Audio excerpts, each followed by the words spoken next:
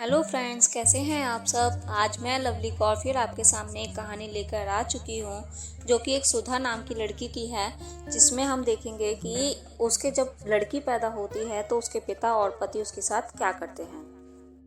एक शहर में एक आदमी था जिसका नाम दिनेश था और उसकी एक बेटी थी जिसका नाम सुधा था। दिनेश की एक टेलर की दुकान थी जिसमें सुधा छोटे मोटे काम करके उसका हाथ बटाती थी। एक दिन दिनेश ने सुधा से कहा कि बेटी, अब तुम्हारी शादी की उम्र हो गई है और तुम्हें सिलाई सीख लेनी चाहिए। तो सुधा बोलती है कि उसको शादी नहीं करनी। फिर अपने पिता से कुछ ही दिन में सुधा सिलाई भी सीख लेती है। एक दिन सुधा दुकान पर सिलाई कर रही होती है तो वहाँ एक लड़का आता है जिसका नाम मनोज होता है और वह उसे देखते ही पसंद कर लेता है और फिर वह दिनेश के पास जाता है और उससे उसका हाथ मांगता है। दिनेश हाँ कर देता है।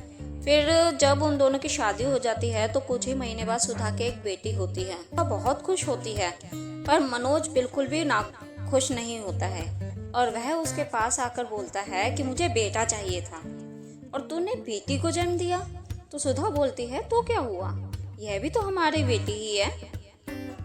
मगर मनोज उसकी एक नहीं सुनता और उसको उसके पिता के घर छोड़ आता है। सुधा अपने पिता को सारी बात बताती है तो दिनेश बोलता है कि बेटा चिंता मत कर, मैं मनोज से जाकर बात करता हूँ। दिनेश उसके पास जाता है और उसको बोलता है कोई बात नहीं, लड़की हुई है तो अगली बार लड़का हो जाएगा। अभी तुम ऐसा करो, सुधा को वापस ले आओ। तो मनोज दोनों को घर ले आता है। मनोज अपनी बेटी की तरफ देखता तक नहीं है। अगर सुधा कुछ काम कर रही होती है तो उसकी बेटी रो रही होती है तो भी वो उसकी तरफ उसको बिल्कुल उठाता नहीं है, उसकी तरफ देखता नहीं है। ऐसे ही कुछ दिन बीत जाते हैं। सुधा दोबारा गर्भवती होती है तो मनोज उसको पहले ही बोल देता है अगर इस बार लड़का नहीं हुआ ना तो सोच लेना कि तुम्हारे साथ क्या होगा। तो सुधा डर जाती है। फिर जब उसके दोबारा लड़की होती है तो मनोज उसे छोड़कर चला जाता है। फिर वह दिनेश के पास जाती है और फिर सारी बात बताती है। तो दिनेश के पति के पास जाता है और उसको बोलता है कि तुम्हें नहीं अपनाना मेरी बेटी को, कोई बात नहीं, मैं अपनी बेटी को और अपनी नातिनों को तीनों को पाल लूंगा, वो मुझ पर कोई बोझ नहीं है। सुधा अपने पिता के साथ घर आ जाती है और सिलाई करने लगती है। समय बीतता है और उसकी बेटियां स्कूल जाने लगती हैं। तभी दिनेश का निधन हो जाता है और सुधा एकदम अकेली हो जाती है। फिर सुधा को समझ नहीं आता कि वो क्या करे, वो अकेले से ये सब कुछ कैसे संभाले।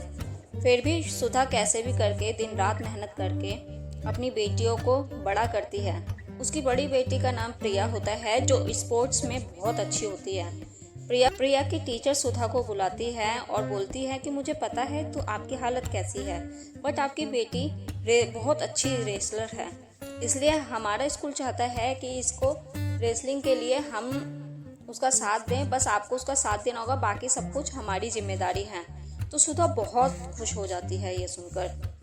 सुधा उसके अच्छे खान पान के लिए और ज़्यादा मेहनत करती है और उसका नतीजा यह होता है कि प्रिया स्टेट चैंपियनशिप जीत जाती है और उसकी अखबार में फ़ोटो छपती है।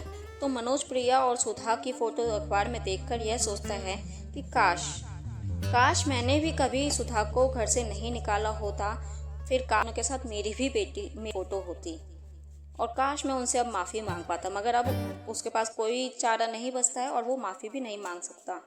तो इस कहानी से हमें यह सीख मिलती है कि लड़का और लड़की दोनों ही बराबर होते हैं।